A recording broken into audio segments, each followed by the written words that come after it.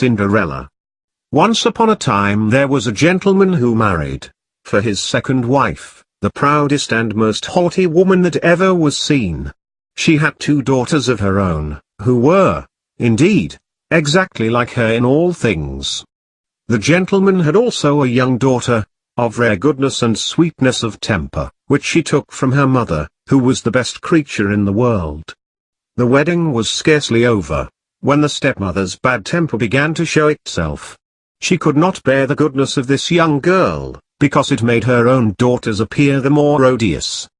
The stepmother gave her the meanest work in the house to do. She had to scour the dishes, tables, etc., and to scrub the floors and clean out the bedrooms. The poor girl had to sleep in the garret, upon a wretched straw bed, while her sisters lay in fine rooms with inlaid floors, upon beds of the very newest fashion, and where they had looking-glasses so large that they might see themselves at their full length. The poor girl bore all patiently, and dared not complain to her father, who would have scolded her if she had done so, for his wife governed him entirely. When she had done her work, she used to go into the chimney corner, and sit down among the cinders, hence she was called Cinderwench. The younger sister of the 2, who was not so rude and uncivil as the elder, called her Cinderella. However, Cinderella, in spite of her mean apparel, was 100 times more handsome than her sisters, though they were always richly dressed. It happened that the king's son gave a ball, and invited to it all persons of fashion. Our young misses were also invited, for they cut a very grand figure among the people of the countryside. They were highly delighted with the invitation, and wonderfully busy in choosing the gowns, petticoats, and head-dresses which might best become them. This made Cinderella's lot still harder, for it was she who ironed her sisters' linen and plaited their ruffles. They talked all day long of nothing but how they should be dressed. "For my part," said the elder, "I will wear my red velvet suit with French trimmings." "And I," said the younger, "shall wear my usual skirt, but then, to make amends for that I will put on my gold-flowered mantle, and my diamond stomacher, which is far from being the most ordinary one in the world." They sent for the best hairdressers they could get to make up their hair in fashionable style, and bought patches for their cheeks. Cinderella was consulted in all these matters, for she had good taste. She advised them always for the best, and even offered her services to dress their hair, which they were very willing she should do. As she was doing this, they said to her, "Cinderella, would you not be glad to go to the ball?" "Young ladies," she said, "you only jeer at me, it is not for such as I am to go there." "You are right," they replied, "people would laugh to see a Cinderwench at a ball. Anyone but Cinderella would have dressed their hair awry, but she was good-natured, and arranged it perfectly well." They were almost 2 days without eating, so much were they transported with joy. They broke above a dozen laces in trying to lace themselves tight, that they might have a fine, slender shape, and they were continually at their looking-glass.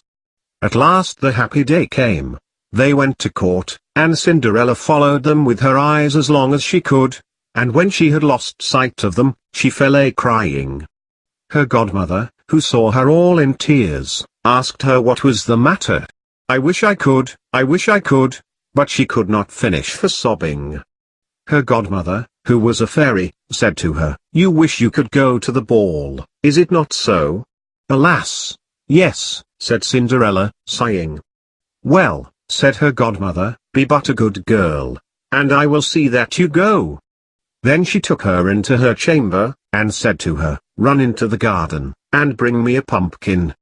Cinderella went at once to gather the finest she could get, and brought it to her godmother, not being able to imagine how this pumpkin could help her to go to the ball. Her godmother scooped out all the inside of it, leaving nothing but the rind. Then she struck it with her wand, and the pumpkin was instantly turned into a fine gilded coach.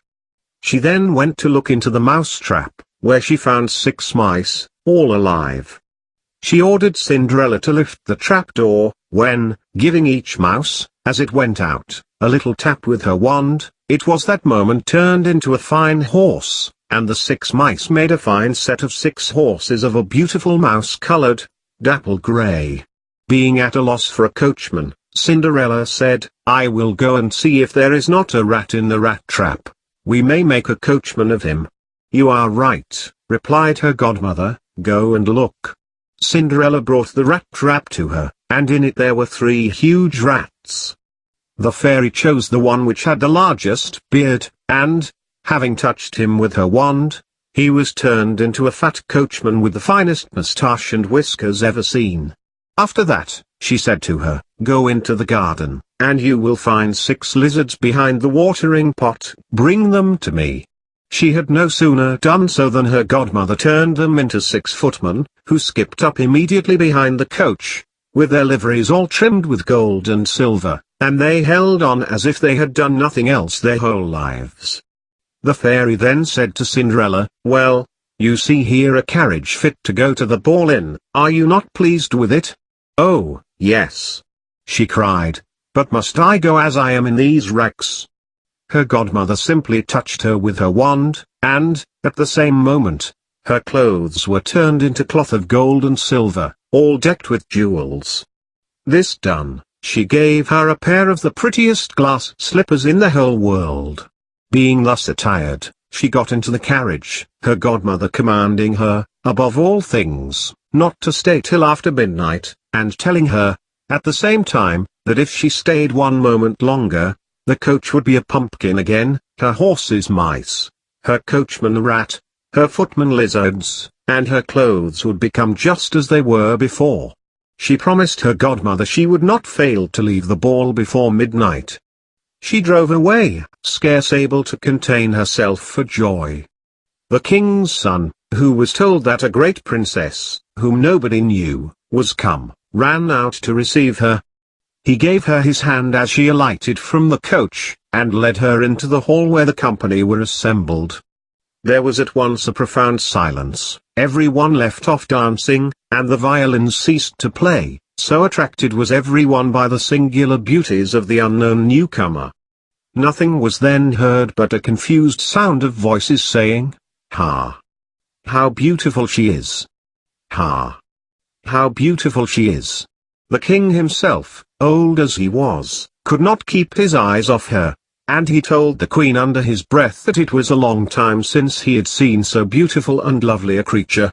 All the ladies were busy studying her clothes and headdress, so that they might have theirs made next day after the same pattern, provided they could meet with such fine materials and able hands to make them.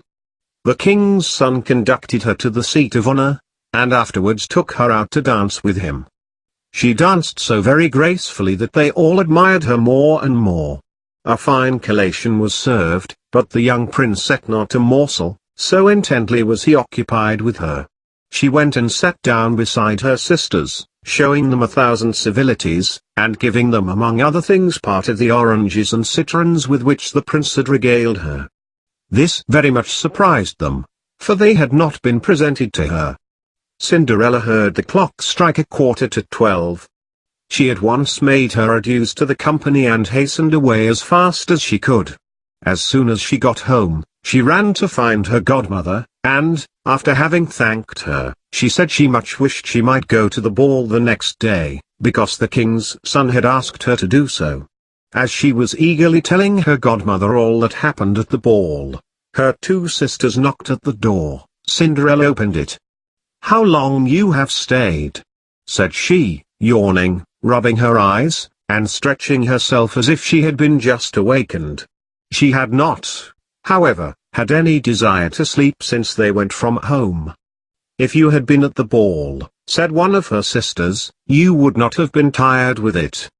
There came thither the finest princess, the most beautiful ever was seen with mortal eyes. She showed us 1,000 civilities, and gave us oranges and citrons." Cinderella did not show any pleasure at this. Indeed, she asked them the name of the princess, but they told her they did not know it, and that the king's son was very much concerned, and would give all the world to know who she was. At this Cinderella, smiling, replied, "Was she then so very beautiful? How fortunate you have been! Could I not see her? Ah! "Dear Miss Charlotte, do lend me your yellow suit of clothes which you wear every day." To be sure," cried Miss Charlotte, "lend my clothes to such a dirty cinder wench as thou art. I should be out of my mind to do so." Cinderella, indeed, expected such an answer and was very glad of the refusal, for she would have been sadly troubled if her sister had lent her what she jestingly asked for. The next day the two sisters went to the ball, and so did Cinderella, but dressed more magnificently than before. The king's son was always by her side, and his pretty speeches to her never ceased. These by no means annoyed the young lady. Indeed, she quite forgot her godmother's orders to her, so that she heard the clock begin to strike 12 when she thought it could not be more than 11. She then rose up and fled, as nimble as a deer. The prince followed, but could not overtake her. She left behind one of her glass slippers, which the prince took up most carefully.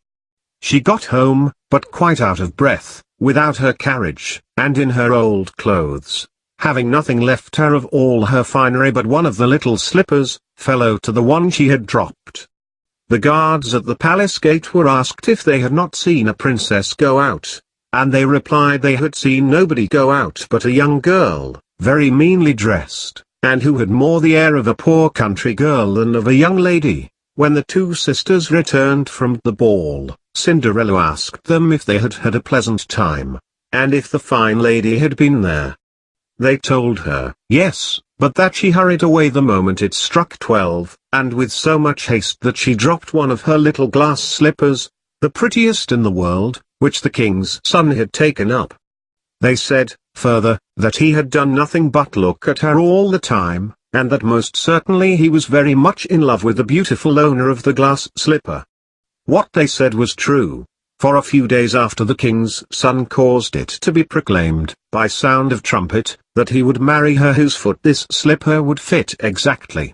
They began to try it on the princesses, then on the duchesses, and then on all the ladies of the court, but in vain.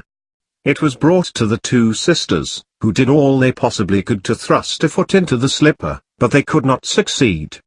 Cinderella, who saw this, and knew her slipper, said to them, laughing, "Let me see if it will not fit me." Her sisters burst out a-laughing, and began to banter her. The gentleman who was sent to try the slipper looked earnestly at Cinderella, and, finding her very handsome, said it was but just that she should try, and that he had orders to let every lady try it on.